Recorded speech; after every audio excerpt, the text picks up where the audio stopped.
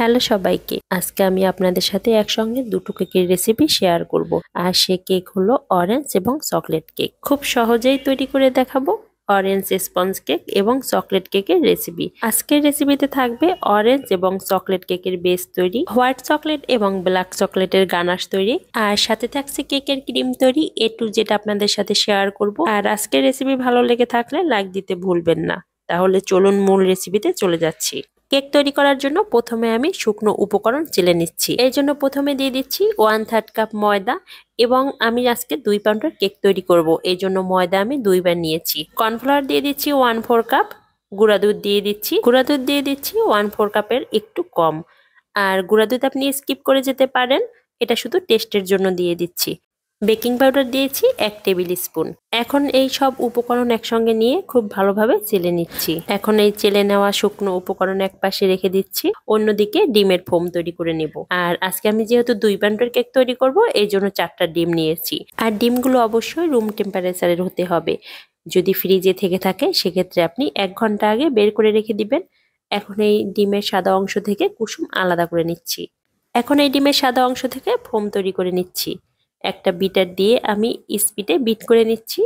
আর আমার বিটারের স্পিড ছিল 4। Hand whips দিয়ে বিট করে নেওয়া যাবে, তবে সময় একটু বেশি লাগবে। এখন এই ফোমের সাথে অ্যাড করে দিচ্ছি চিনি। আর এখানে চিনি নিয়েছি 1/3 কাপ। আর চিনি আমি একবারে অ্যাড করব না, ধাপে ধাপে ব্যবহার করব। চিনি দিয়ে আমি মিডিয়াম স্পিডে বিট করে নিব। চিনি যখন খুব ভালোভাবে মিশে যাবে তখন দিয়ে দিচ্ছি ডিমের কুসুম। কুসুম দিয়েও আমি মিডিয়াম স্পিডে 1 মিনিটের মতো বিট করে নিচ্ছি। ফোমের সাথে ডিমের কুসুম খুব ভালোভাবে মিশে গিয়েছে। এখন এই ফোমের সাথে অ্যাড করে দিচ্ছি 1/3 কাপ তেল। তেল দিয়ে আমি মিডিয়াম স্পিডে বিট করে নিব। এরপরে এর সাথে অ্যাড করে দিচ্ছি 1 টেবিল চামচের মতো ভ্যানিলা এসেন্স। মিডিয়াম স্পিডে ভ্যানিলা এসেন্স এই ফোমের সাথে মিশিয়ে নিচ্ছি। মেশানো হয়ে গিয়েছে, আর আমার ডিমের ফোম কিন্তু তৈরি হয়ে গিয়েছে। আর এটা একটা অক্ষর লিখতে গেলে যেহেতু ডেবে যাচ্ছে না, তার মানে ডিমের ফোম একদম পারফেক্ট হয়েছে। এখন এই ডিমের ফোমের সাথে আমি শুকনো উপকরণ মিশিয়ে নিচ্ছি। একটু আলতো হাতে করবেন, যেহেতু আমি স্পিডে দেখিয়েছি মনে হচ্ছে খুব দ্রুত করেছি, কিন্তু আমি খুব আলতো হাতে এই ডিমের ফোমের সাথে শুকনো উপকরণ মিশিয়ে নিয়েছি। এই কাজটা কিন্তু একটু ধৈর্য সহকারেই করে নিতে হবে। খুব ভালোভাবে শুকনো উপকরণ মিশিয়ে নিয়েছি। এখন এই যে কেকের ব্যাটার, তা আমি অর্ধেক করে নিচ্ছি। এখন এই অর্ধেক করা ব্যাটারের একটা অংশে দিয়ে দিচ্ছি অরেঞ্জ ইমাশন। এরপর একটা স্প্যাচুলা দিয়ে খুব ভালোভাবে অরেঞ্জ ইমাশন মিশিয়ে নিচ্ছি। এই তো অরেঞ্জ কেকের ব্যাটার কিন্তু রেডি হয়ে গিয়েছে। আর যে বাকি অর্ধেক ব্যাটার ছিল, সেই অর্ধেকে 2 টেবিল চামচ দিয়ে দিচ্ছি কোকো পাউডার, এবং কোকো পাউডার একটু চেলে নিচ্ছি। আর চেলে নেওয়ার পরে এই ব্যাটারের সাথে খুব ভালোভাবে মিশিয়ে নিচ্ছি। এই তো আর একটা অংশে তৈরি করে নিয়েছি চকলেট কেক। কেকের ব্যাটার কিন্তু একদম রেডি হয়ে গিয়েছে। এখন আমি 9 ইঞ্চির একটা মোল্ডে বেকিং পেপার বিছিয়ে নিচ্ছি, এবং এর উপরে দিয়ে দিচ্ছি কেকের ব্যাটার। মোল্ডের অর্ধেক অংশে দিয়ে দিচ্ছি চকলেট কেকের ব্যাটার, আর বাকি অর্ধেক অংশে দিয়ে দিচ্ছি অরেঞ্জ কেকের ব্যাটার। এই কাজটা কিন্তু খুব সাবধানে করে নিতে হবে, একটার ভিতরে আর একটা যেন ঢুকে না যায়। তো ব্যাটারটা যেহেতু অনেক পারফেক্ট হয়েছিল, এই জন্য দেখুন আমার বসাতেও খুব একটা ঝামেলা হয়নি। এক পাশে আমি অরেঞ্জ কেক দিয়েছি, আর এক পাশে চকলেট কেকের ব্যাটার দিলাম। যেহেতু কেকের ব্যাটারটা একদম পারফেক্ট হয়েছিল, এই জন্য বসাতে খুব একটা ঝামেলা হয়নি। বাটিটা ধরে আমি একটু ট্যাপ করে নিলাম, ভেতরে যেন কোনো এয়ার বাবল না থাকে। বাটিটা আমি চুলায় বসিয়ে দিচ্ছি। আর আজকে আমি দেখাচ্ছি না কিভাবে বসিয়েছি, অনেকগুলো ভিডিওতেই আপনাদের সাথে এটা আমি শেয়ার করেছি। 30 মিনিট পরে আমি ফিরে এসেছি, এবং আমার কেক কিন্তু হয়েও গিয়েছে। একদম পারফেক্ট একটা কেক তৈরি হয়ে গিয়েছে, এবং কেকটা অনেক সফট এবং স্পঞ্জি হয়েছে। তো এই কেকটাকে আমি এখন স্লাইস করে নিচ্ছি। আর আমি 3টা অংশে স্লাইস করে নিব। কেক স্লাইস করা হয়ে গিয়েছে। দেখুন কেকের কালারটা কত সুন্দর হয়েছে, এবং একদম পারফেক্ট একটা অরেঞ্জ এবং চকলেট কেক তৈরি হয়ে গিয়েছে। তো এই কেকে আমি এখন ডিজাইন করে নিব। এখন এই কেকের স্লাইস এক পাশে রেখে আমি কেকের গানাশ তৈরি করে নিব। এই জন্য 1 কাপের মতো নিয়েছি হোয়াইট চকলেট, এবং 1/2 কাপের মতো নিয়েছি ব্ল্যাক চকলেট।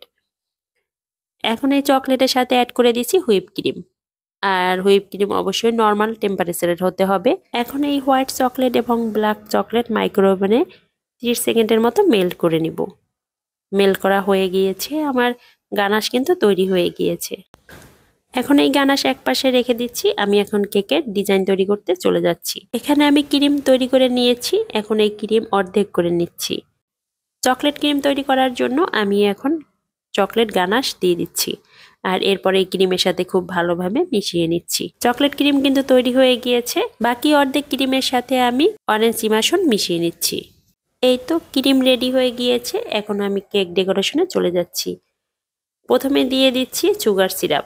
এখানে আমি 1/3 কাপ জলের সাথে 3 টেবিল চামচ চিনি অ্যাড করে সুগার সিরাপ তৈরি করে নিয়েছি এবং এই কেকের উপরে সুগার সিরাপ দিয়ে দিচ্ছি।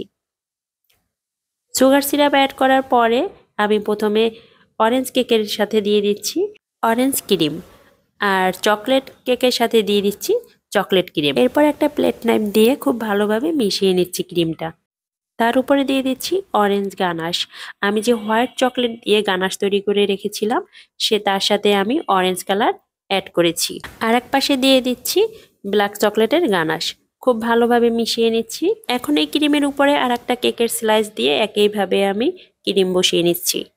প্রথমে সুগার সিরাপ দিয়ে দিচ্ছি, এরপরে ক্রিম অ্যাড করে খুব ভালোভাবে মিশিয়ে নিচ্ছি। এই তো কেকের গায়ে মোটামুটি ক্রিম লাগিয়ে নিয়েছি এবং এই ক্রিম হালকা লাগানোর পরে আমি ফ্রিজে রেখে দিব 10 মিনিটের জন্য। ক্রিমটা একটু বসে যাবে, আর না হয় যখন ডেকোরেশন করতে যাব এই দানা দানা বা বুটি বুটি উঠতে পারে। আর এটা যদি একটু ফ্রিজে রেখে ঠান্ডা করে নেন তাহলে এই ধরনের সমস্যা আর ফেস করতে হবে না। তো কেকটাকে ফ্রিজে রেখে ক্র্যাপ কোটিং করা হয়ে গিয়েছে। এখন এই কেকের চারপাশে আমি ক্রিম লাগিয়ে নিচ্ছি। কেকের পাশে আমি খুব ভালোভাবে ফিনিশিং করে নিয়েছি। আমি তো এর আগের ভিডিওতেও দেখিয়েছি কিভাবে ফিনিশিং করতে হয় সবথেকে সহজে, আর এই কার্ড দিয়েই কিন্তু আমি সবসময় ফিনিশিং করে থাকি। কেকের কিন্তু পাশ খুব ভালোভাবে ফিনিশিং করা হয়ে গিয়েছে। এখন আমি এই কেকের উপরেও খুব ভালোভাবে সমান করে নিচ্ছি। কেক যত সুন্দর ফিনিশিং করা যাবে, কেকের ফিনিশিং আপনি যত সুন্দর করবেন কেক দেখতে তত ভালো লাগবে। কেকের ডিজাইন আপনি যেমনই করেন না কেন, কেকের ফিনিশিং যদি ভালো না হয় সেক্ষেত্রে আপনার কেক দেখতে খুব একটা ভালো হবে না। তো কেকটাকে আমি খুব ভালোভাবে ফিনিশিং করে নিয়েছি। এখন আমি অর্ধেকটায় গানাশ দিয়ে দিচ্ছি। এক পাশে দিয়ে দিচ্ছি আমি ব্ল্যাক চকলেট গানাশ। তো গানাশটা দিয়ে আমি খুব ভালোভাবে সমান করে নিব। এক পাশের গানাশ দিয়ে আমি খুব ভালোভাবে সমান করে নিচ্ছি। কেকের আর এক পাশে আমি অরেঞ্জ পাইপিং জেল দিয়ে দিচ্ছি। একটা প্লেট নাইফ দিয়ে এই পাইপিং জেল খুব ভালোভাবে সমান করে নিচ্ছি। এই তো কেকের উপরে ডিজাইন হয়ে গিয়েছে। এখন আমি 2Dর একটা নজেল দিয়ে কয়েকটা ফুল এঁকে নিচ্ছি। আর চকলেট দিয়ে কয়েকটা টপার তৈরি করে রেখেছিলাম, সে টপারগুলো এক এক করে বসিয়ে দিচ্ছি। এই তো আজকের কেক রেডি হয়ে গিয়েছে। আর আপনাদের কেমন লেগেছে অবশ্যই আমাকে কমেন্টে জানাবেন। আর আজকের কেকের রেসিপি যদি আপনাদের ভালো লেগে থাকে তাহলে আমার Facebook page like share comment করতে ভুলবেন না। আর ইউটিউব চ্যানেল অবশ্যই সাবস্ক্রাইব করে রাখবেন। আজকে এই পর্যন্তই। সবাই অনেক বেশি ভালো থাকবেন।